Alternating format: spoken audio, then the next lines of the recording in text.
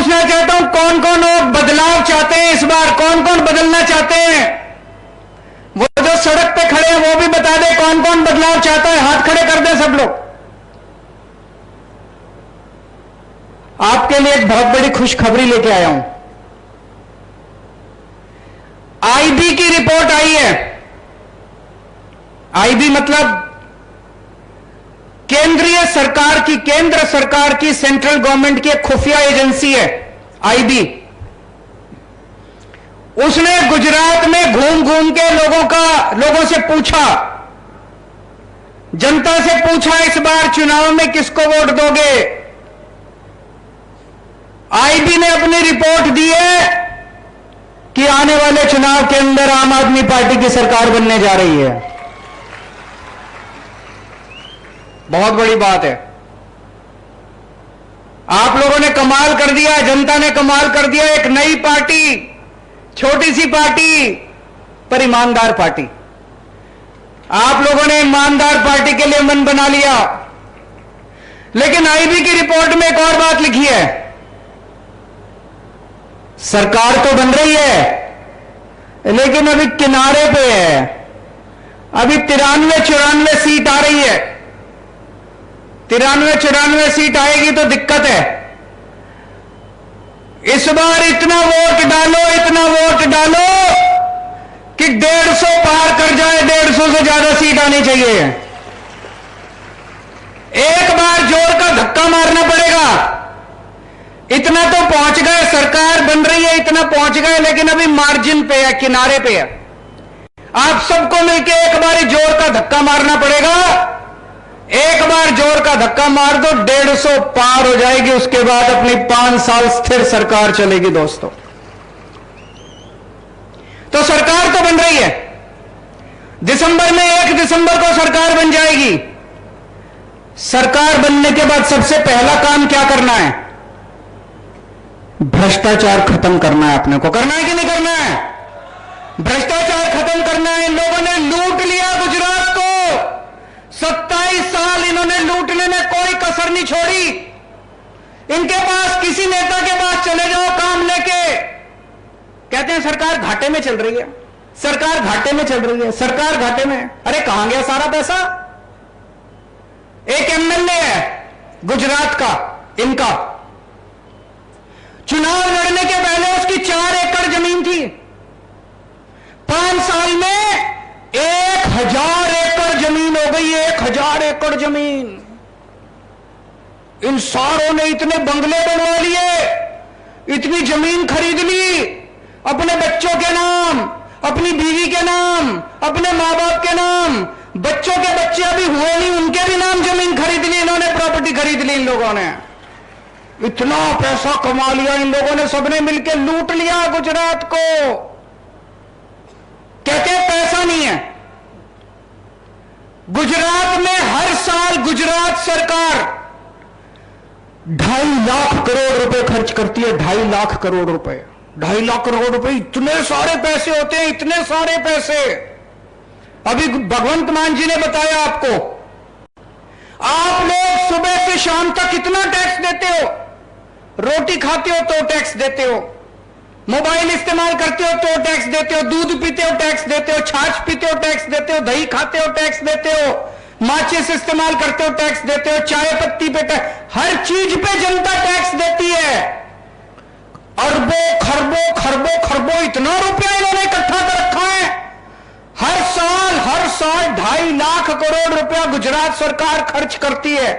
कहां खर्च करती है जी? 27 साल में आपके गांव में सड़क बनी? एक भी सड़क बनी आपने देखी सड़क बनती? कोई स्कूल बनाया इन्होंने? कोई अस्पताल बनाया इन्होंने? कोई कॉलेज बनाया इन्होंने? कुछ काम करा इन्होंने? कुछ भी नहीं करा। फिर पैसा कहां गया? स्विस बैंकों में चला गया, प्रॉपर्टी खरीद ली, जमीन खरीद ली, सारा पैसा खा गए ये लोग। भ्रष्टाचार बंद करेंगे, हमारी सरकार बनेगी, भ्रष्टाचार मुक्त शासन देंगे गुजरात को। गुजरात का एक एक पैसा, गुजरात सरकार का एक एक पैसा जनता पे खर्च होगा। हमारा कोई कोई मंत्री भ्रष्टाचार नहीं करेगा, हमारा मुख्यमंत्री भ्रष्टाचार नहीं करेगा, हमारे कोई एमएलए भ्रष्टाचार नहीं करेगा, और अगर कोई भ्रष्टाचार करेगा तो जेल जाएगा। हमारा अपना भी भ्रष्टाचार करेगा, उसको छोड़ेंगे नहीं। हमारा अपना भी। भगवंत मान साहब ने कमाल कर दिया।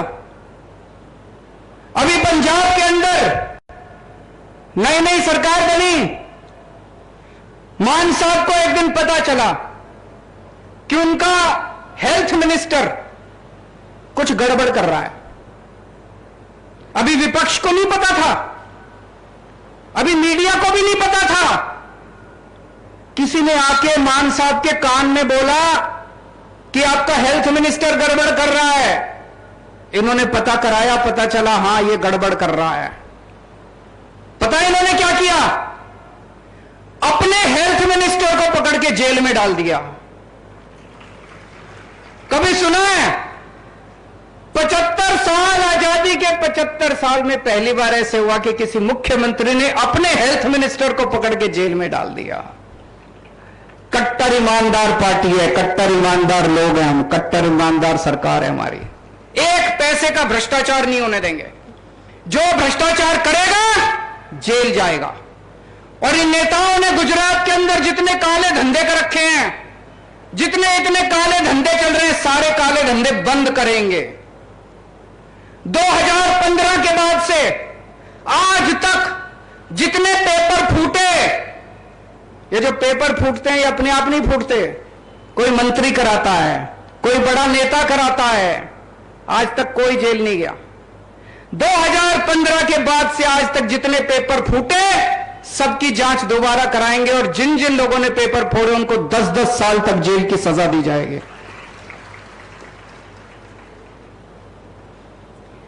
आप सरकारी विभाग में काम कराने जाते हो, आपको पैसे देने पड़ते हैं। देने पड़ते हैं कि नहीं देने पड़ते? चाहे जाति प्रमाण पत्र बनवाना है, राशन कार्ड बनवाना है, बिजली का कनेक्शन लेना है, पानी का कनेक्शन लेना है, राशन कार्ड, कुछ भी काम कराना है, पैसे देने पड़ते हैं।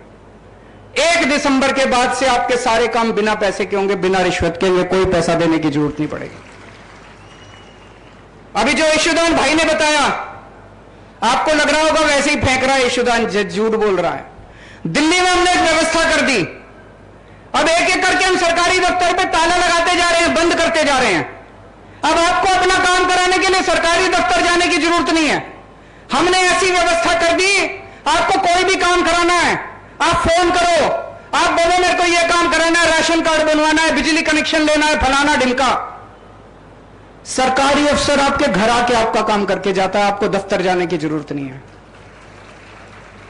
गुजरात में भी यह व्यवस्था करेंगे, आपके घर आके आपका काम करेंगे, सरकारी ऑफिसर आपके घर आएगा। आपको किसी को रिश्वत देने की जरूरत नहीं, किसी को पैसा देने की जरूरत नहीं है। साफ सुथरा प्रशासन देंगे दोस्तों।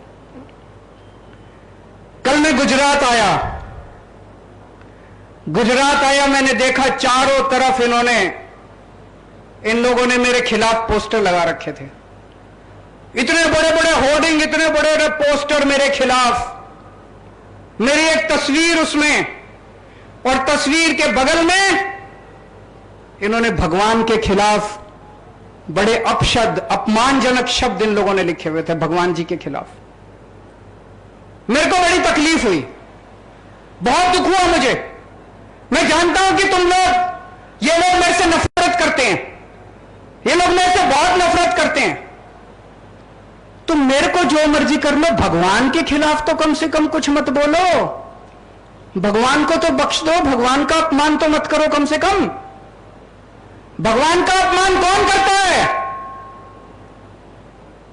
पुराने जमाने में जब ऋषि मुनि तपस्या कर रहे होते थे तो राक्षस आके उनकी तपस्या भंग करते थे। जो भगवान का अपमान करता है उसको राक्षस कहते हैं। जो भगवान का अपमान करता है, भक्तों का अपमान करता है, वो कंस की औलाद कहते हैं, वो कंस की औलाद है। क्या करते थे पुराने जमाने में राक्षस? किसी भी गांव में घुस जाते थे, गुंडागर्दी करते थे, महिलाओं को छेड़ते थे, बलात्कार करते थे। ये जितने आजकल गुंडागर्दी कर रहे हैं, भगवान का अपमान कर रहे हैं, भगवान के खिलाफ गंदी भाषा इस्तेमाल कर रहे हैं ये लोग, ये गुंडागर्दी कर रहे हैं, महिलाओं को छेड़ते हैं, लोगों को पीटते हैं ये लोग। ये कंस की औलाद है, ये राक्षसों की औलाद है। मैं हनुमान जी का भक्त हूं, हनुमान जी का कट्टर भक्त हूं मैं। हनुमान जी की बड़ी कृपा है मेरे ऊपर। और इन लोगों को बता दूं, मेरा जन्म जन्माष्टमी के दिन हुआ था। जिस दिन मैं पैदा हुआ उस दिन जन्माष्टमी थी, श्री कृष्ण जन्माष्टमी। बचपन में मेरी दादी मुझे घर में प्यार से, मेरा घर का नाम कृष्ण था, और भगवान श्री कृष्ण का भी अपार आशीर्वाद है मुझे। उन्होंने स्पेशल काम देके भेजा है, इन कंस की औलादों का सफाया करना है, इन राक्षसों का सफाया करना है। आज के जमाने के जो राक्षस हैं इनका सबका सफाया करना है। दोस्तों, जनता जनार्दन होती है, जनता भगवान होती है। आपका साथ चाहिए, आप मेरे साथ मिलकर भगवान का काम पूरा करेंगे, इन राक्षसों का सफाया करेंगे। जनता को सुकून दिलाना है, जनता के सुख शांति लेके आनी है, इन राक्षसों का सफाया करना है दोस्तों। भ्रष्टाचारियों का सफाया करना है, गुंडागर्दी करने वाले, भगवान का अपमान करने वाले लोगों का सफाया करना है। इतनी महंगाई हो गई आजकल, इतनी महंगाई, आम आदमी का जीना मुश्किल होता जा रहा है। तनख्वाह बढ़ती नहीं है, आमदनी बढ़ती नहीं है, खर्चे बढ़ते जा रहे हैं। दिल्ली में और पंजाब में हमने एक काम करा दी, हमने सोचा हम क्या कर सकते हैं, जनता को महंगाई से छुटकारा देने के लिए क्या कर सकते हैं। हम लोगों ने दिल्ली में और पंजाब में बिजली फ्री कर दी, बिजली फ्री कर दी और पुराने बिजली के बिल माफ कर दिए। जैसे मान लो आपका पुराना 70,000 रुपए का बिल है, 80,000 रुपए का पुराना बिल है। कई बार ये गलत बना के भेज देते हैं। हमने पुराने सारे बिल माफ कर दिए, मौजूदा बिजली के बिल जीरो कर दिए। अब सबके बिल जीरो आ रहे हैं, सबके, दिल्ली में भी और पंजाब में भी सबके बिजली के बिल जीरो आ रहे हैं। दोस्तों, गुजरात में आपको भी महंगाई से छुटकारा दिलाएंगे। होना चाहिए कि नहीं होना चाहिए गुजरात में? 1 मार्च से नोट कर लो, केजरीवाल जो कहता है करता है, मैं झूठ नहीं बोलता। मैं 2 बातें कम करता हूं लेकिन एक बात पूरी करता हूं जो कहता हूं। 1 मार्च से गुजरात के हर परिवार, गुजरात के सभी लोगों का जीरो बिजली का बिल आने लगेगा। पुराने सारे बिल माफ कर देंगे और नए बिजली के बिल आना बंद हो जाएंगे। बिजली आएगी, 24 घंटे बिजली आएगी, बिल नहीं आएगा। मैंने जब ये बोला तो ये मेरे ऊपर खूब गालियां दे रहे हैं, दोनों बीजेपी वाले, कांग्रेस वाले खूब गालियां दे रहे हैं। केजरीवाल फ्री की रेवड़ी बांट रहा है, केजरीवाल फ्री की रेवड़ी बांट रहा है। आपको पता है गुजरात के मुख्यमंत्री को हर महीने कितनी बिजली फ्री मिलती है? 5,000 यूनिट बिजली फ्री मिलती है गुजरात के सीएम को। 5,000 हर महीने। हर मंत्री को 4,000 यूनिट बिजली मुफ्त मिलती है, हर मंत्री को। सीएम को 5,000 यूनिट, मंत्री को 4,000 यूनिट। केजरीवाल जब कहता है जनता को 300 यूनिट बिजली मुफ्त दूंगा तो इनको मिर्ची लगती है। जनता को बिजली मुफ्त मिलनी चाहिए कि नहीं मिलनी चाहिए? सीएम को मुफ्त मिलती है, मंत्री को मुफ्त मिलती है, तो जनता को भी मिलनी चाहिए। क्यों नहीं मिलनी चाहिए जनता को मुफ्त बिजली? जरूर देंगे। यहां जितनी महिलाएं बैठी हैं सबको कहना चाहता हूं, जिन जिन महिलाओं के बैंक अकाउंट नहीं है अपने बैंक अकाउंट खुलवा लेना। हमारी सरकार बनने के बाद 18 साल से ऊपर की हर महिला के अकाउंट में हर महीने 1-1 हजार रुपए हर महीना डलवाया करेंगे। होना चाहिए कि नहीं होना चाहिए?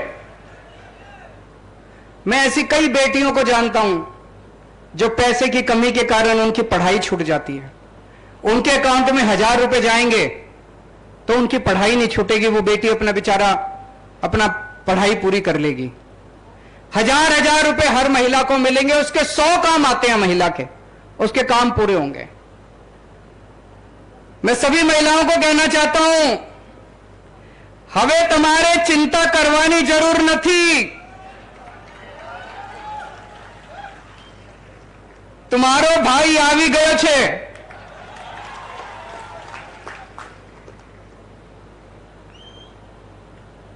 दोस्तों, दिल्ली में पहले सरकारी स्कूलों का बहुत बुरा हाल था, जैसे गुजरात के अंदर सरकारी स्कूलों का बुरा हाल है। आदमी सरकारी स्कूल में अपने बच्चे को तब भेजता है जब गरीबी में उसके पास पैसा नहीं होता, पढ़ाने के लिए पैसा नहीं होता, सरकारी स्कूल में भेज देता है।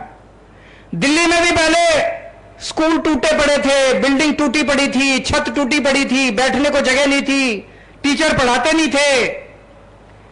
5 साल के अंदर हमने दिल्ली के सारे सरकारी स्कूलों को शानदार बना दिया, शानदार। सारी बिल्डिंग तोड़ तोड़ के नई बिल्डिंग बना दी, प्राइवेट से भी अच्छे सरकारी स्कूल बना दिए। अब दिल्ली की जनता प्राइवेट स्कूलों से नाम कटा कटा के सरकारी स्कूल में भर्ती करा रहे हैं। कभी सुना था? इस साल 4 लाख बच्चों ने अपने सरकारी स्कूल से नाम कटा के प्राइवेट स्कूल से नाम कटा के सरकारी स्कूल में भर्ती कराया। अब सरकारी स्कूलों में बच्चे, मजदूर का बच्चा इंजीनियर बन रहा है, रिक्शे वाले का बच्चा डॉक्टर बन रहा है, किसान का बच्चा वकील बन रहा है, गरीबों के बच्चे, बड़े बड़े हजारों बच्चे डॉक्टर बन रहे हैं, इंजीनियर बन रहे हैं। प्राइवेट स्कूलों के बच्चे इतने नहीं बन रहे जितने सरकारी स्कूलों के बच्चे अब शानदार बन रहे हैं। और सोचो, एक मजदूर का बच्चा अगर इंजीनियर बन जाता है, इंजीनियर बनने के बाद उसकी तनख्वाह कितनी होती है? 2 लाख 3 लाख रुपए महीना। उसके तो परिवार की गरीबी दूर हो गई कि नहीं हो गई? अगर हम अपने सारे बच्चों को अच्छी शिक्षा दे दें, सबकी गरीबी दूर हो सकती है, सब अमीर बन जाएंगे, सारे लोग अमीर बन जाएंगे। गुजरात में भी ऐसे ही करेंगे। गुजरात के सरकारी स्कूल, खूब सारे नए सरकारी स्कूल बनाएंगे। अभी जो स्कूल है उनको तोड़ तोड़ के नए बड़े शानदार सरकारी स्कूल बनाएंगे। मैं आपको यकीन दिला रहा हूं, 5 साल के अंदर, 5 साल दे दो, 5 साल के अंदर ऐसे शानदार गुजरात में सरकारी स्कूल बना दूंगा, आपको प्राइवेट स्कूल की जरूरत ही नहीं पड़ेगी। प्राइवेट स्कूल सारे जने भूल जाओगे आप लोग। लेकिन अगर फिर भी आपको अपने बच्चों को प्राइवेट स्कूल में पढ़ाना है, जिसको भी, मेरे को पता चला है प्राइवेट स्कूल वालों ने गुंडागर्दी मचा रखी है। मचा रखी कि नहीं मचा रखी? जब मर्जी फीस बढ़ा देते हैं, जब मर्जी पैसे मांगते हैं। इनकी गुंडागर्दी रोकेंगे। दिल्ली के अंदर भी पहले गुंडागर्दी करते थे। 7 साल में हमने प्राइवेट स्कूल वालों को दिल्ली में फीस नहीं बढ़ाने दी। पंजाब में भी हमने फीस बढ़ाने से रोक दिया प्राइवेट स्कूल वालों को। गुजरात के अंदर भी प्राइवेट स्कूल वालों को फीस नहीं बढ़ाने देंगे। दोस्तों, तमार बानकने डॉक्टर, इंजीनियर, वकील बनावीस, तमार गरीबी दूर करीस। दिल्ली में पहले सरकारी अस्पतालों का बुरा हाल था। घर में कोई बीमार हो जाए, हजारों रुपए खर्च करने पड़ते थे लोगों को। करने पड़ते हैं कि नहीं करने पड़ते? प्राइवेट अस्पताल में ले जाओ, छोटी सी बीमारी हो, हजारों रुपए खर्च हो जाते हैं। हमने दिल्ली में गली गली में मोहल्ला क्लिनिक खोल दिए। मोहल्ला क्लिनिक में सारी दवाइयां फ्री है, सारे टेस्ट फ्री हैं, सबका इलाज फ्री है। शानदार बड़े बड़े सरकारी अस्पताल बना दिए, उसमें सबका इलाज फ्री है। दिल्ली के 2 करोड़ लोगों का इलाज, चाहे 20 लाख 30 लाख रुपए भी खर्चा है, सारा इलाज मुफ्त है। दवाइयां भी मुफ्त है, ऑपरेशन भी मुफ्त है, डॉक्टर की फीस भी मुफ्त है, सब मुफ्त है। गुजरात का भी मैंने पूरा प्लान बना रखा है। गुजरात में हमारी सरकार बनेगी, हर गांव के अंदर एक एक मोहल्ला क्लिनिक खोलेंगे। उस क्लिनिक में एक एमबीबीएस डॉक्टर बनाएंगे, वहां पे आपकी सारी दवाइयां मुफ्त होंगी, सब कुछ मुफ्त होगा, सारा इलाज मुफ्त। और अगर बड़ी बीमारी हो जाए, पूरे गुजरात के अंदर कई सारे बड़े बड़े सरकारी अस्पताल बनाएंगे दिल्ली की तरह, और 6.5 करोड़ गुजरातियों का हर एक का सारा इलाज मुफ्त होगा, चाहे अमीर हो चाहे गरीब हो, चाहे कितना भी खर्चा है, आपका सारा इलाज मुफ्त किया जाएगा। मुझे राजनीति करनी नहीं आती, मुझे पॉलिटिक्स करनी नहीं आती। पढ़ा लिखा आदमी हूं मैं, शरीफ आदमी हूं, ईमानदार आदमी हूं। मेरे को इनकी तरह गुंडागर्दी करनी नहीं आती, इनकी तरह भ्रष्टाचार करना नहीं आता। मेरे को स्कूल बनाने आते हैं, मेरे को अस्पताल बनाने आते हैं। अगर गुंडागर्दी चाहिए इनके पास चले जाना, अगर राजनीति चाहिए, गंदी राजनीति चाहिए, भ्रष्टाचार चाहिए, इनके पास चले जाना। अगर अपने बच्चों के लिए स्कूल बनवाने हैं, कॉलेज बनवाने हैं, मेरे पास आ जाना। अगर अपने परिवार के लिए अस्पताल बनवाने हैं तो मेरे पास आ जाना। दोस्तों, आप में से कौन कौन बेरोजगार है, जरा हाथ खड़े करें। सब लोग बेरोजगार हैं। मैंने अभी एक टीवी चैनल में देखा, एक रिपोर्टर ने इनके बड़े नेता से पूछा कि सर इतनी ज्यादा बेरोजगारी है, इसके बारे में क्या कर रहे हो? बोले जो बेरोजगार हैं ये लोग निकम्मे हैं, ये लोग काबिल नहीं है, इनको कुछ आता नहीं है, इनको रोजगार नहीं मिल सकता। मुझे बड़ा गुस्सा आया। ये हमारे बच्चों को बेरोजगार हमारे बच्चों को निकम्मा बोलते हैं, लोगों को ये गालियां देते हैं, सरेआम गालियां देते हैं। इतना घमंड हो गया इन लोगों को, इतना अहंकार हो गया इन लोगों को। मैं आपसे पूछना चाहता हूं, आप लोग निकम्मे हो कि इनके बच्चे निकम्मे हैं? इनके बच्चे निकम्मे हैं। तुम्हारे इनके बच्चे निकम्मे हैं। इनके बच्चों को फिर भी चेयरमैन बना देते हैं, एमएलए बना देते हैं, टिकट दे देते हैं। हमारे बच्चों को मौका नहीं मिलता। मौका देके देखो, तुम्हारे बच्चों को पीछे छोड़ देंगे हमारे बच्चे। आपको रोजगार मैं दूंगा, आपके लिए रोजगार की व्यवस्था मैं करूंगा। मैंने पूरी प्लानिंग कर रखी है। दिल्ली हमने 12 लाख बच्चों को रोजगार दिए हैं, 12 लाख बच्चों को। भगवंत मान ने पंजाब में अभी 20,000 से ज्यादा सरकारी नौकरियां निकाली, अभी 6 महीने भी नहीं हुए। हमें रोजगार देना आता है। गुजरात के लिए पूरी प्लानिंग करी है, कैसे हर युवा को रोजगार देना है। जब तक रोजगार नहीं मिलेगा, हर युवा को 3-3 हजार रुपए बेरोजगारी भत्ता दिया जाएगा। होना चाहिए कि नहीं होना चाहिए? और 10 लाख सरकारी नौकरियां, नई सरकारी नौकरियां निकाली जाएंगी। इतने सारे हम सरकारी अस्पताल बनाएंगे, इतने मोहल्ला क्लिनिक बनाएंगे, इतने नए स्कूल बनाएंगे, इतना काम करेंगे, खूब सरकारी नौकरियां निकलेंगी, खूब नई नौकरियां निकलेंगी। 10 लाख सरकारी नौकरियां निकाली जाएंगी। और ये जितने पेपर फूटते हैं, हमारी अभी तक दिल्ली और पंजाब में एक भी पेपर नहीं फूटा। अब से 1 दिसंबर के बाद गुजरात में कोई पेपर नहीं फूटेगा। अगर कोई पेपर फोड़ेगा तो 10 साल के लिए उसको जेल भेजेंगे। अभी तक जितनी वैकेंसी हैं, तलाटी के पेपर नहीं हुए, टेट के पेपर नहीं हुए, टेट के पेपर नहीं हुए, पुलिस में भर्तियां बाकी है। पूरे 1 साल का हमने शेड्यूल बनाया है। फरवरी में तलाटी के पेपर हो जाएंगे, मई के महीने में टेट के और टेट के पेपर हो जाएंगे। उसके बाद दिसंबर तक आते आते सारे पुलिस की भर्तियां करके सबको बिना पेपर फोड़े सबकी भर्ती कर देंगे।